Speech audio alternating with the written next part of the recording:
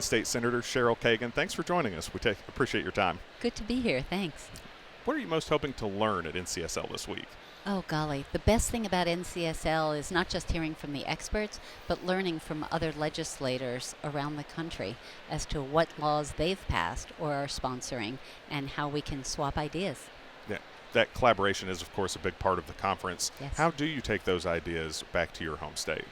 Well, one of the things I've been working on, I helped establish a national nonprofit caucus, and legislators who want to help the nonprofits in their districts and in their communities, the food pantries, homeless shelters, battered women's shelters, arts organizations, healthcare clinics.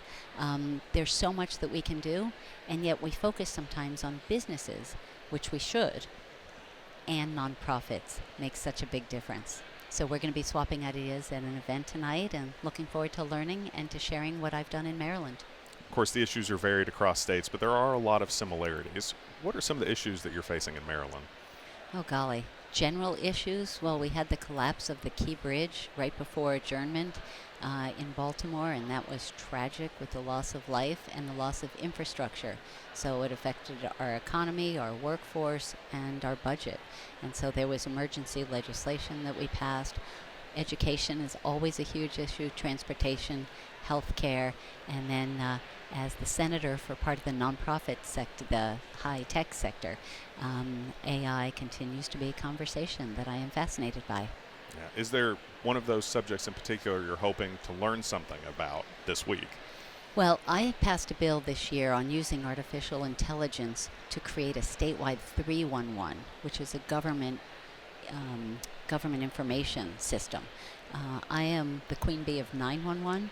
3 people have died in my district when 911 has failed, and so I've spent my 10 years in the Senate working on 911 and how to improve our systems.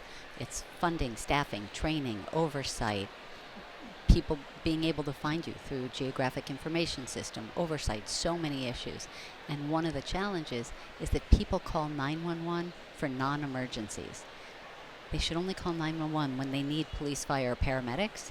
They should call 988 if they are feeling suicidal or having a mental health issue and they need to talk to someone. But 311 is a great resource. It is not in many places yet, but it's what day is my recycling getting picked up? Where can I get a COVID vaccine? What time does the library close? And so we're hoping to use AI for that. It's a good, affordable way of making the information available to our constituents. That's a good example of things that Maryland might be doing well that other states could take away from. What else has Maryland done that you think other states could pull from to help address problems?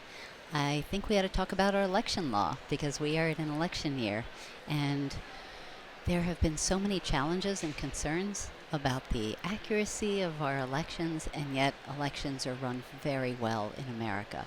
They are secure, they are accurate, they are transparent, they are inclusive, and almost never are the laws broken, and yet there are people who really worry about this. Are dead people voting? No. Are people voting twice? No.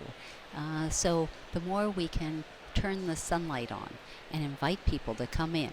If you want to learn about elections, come on in, serve as an election judge. Come on in and observe the counting process.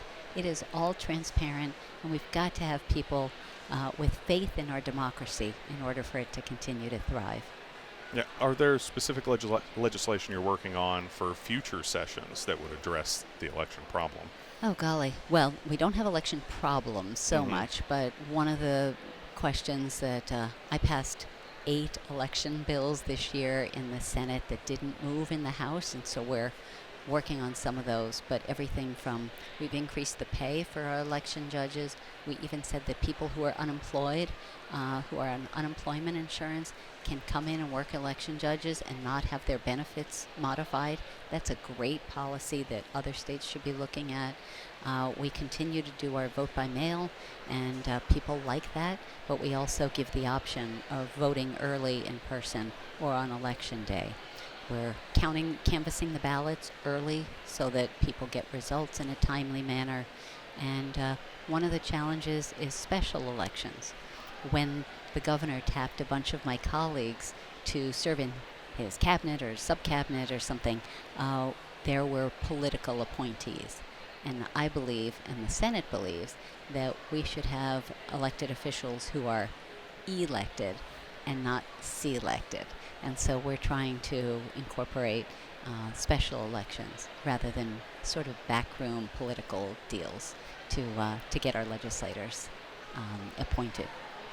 There are a lot of events throughout the conference. What are you most interested in hearing about and learning about? Oh, golly. I went to, I think, 6 events last night, and there will be many more today. I came in early for the National Council of Environmental Legislators. Then I stayed for the day of artificial intelligence.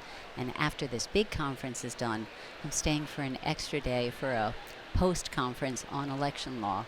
I do a lot of work on that. And again, we need to make sure that people have faith in democracy by passing really clear and important laws. You mentioned environmental law. Of course, that's something that's important for every state. Yes. How is Maryland addressing environmental law, especially at a time where nationally that's changing? Well, I'm going to brag because I sponsored what became the very first styrofoam ban in the country. It went into effect a few years ago, and it's always startling when I go to other states and I'm served hot food in styrofoam packaging, which is cancerous. If you drink your tea or coffee from a styrofoam cup, you are literally drinking cancerous chemicals. Don't ever put anything hot in styrofoam. Don't put your takeout Chinese food, ask for cardboard, ask for plastic. It's not recyclable, and it's terrible for public health. And so there are more and more states who are moving in that direction, and I hope that Kentucky and other states will take a look at that. Senator Kagan, thanks for taking a few minutes. We really appreciate it. Great to be with you. Thanks very much.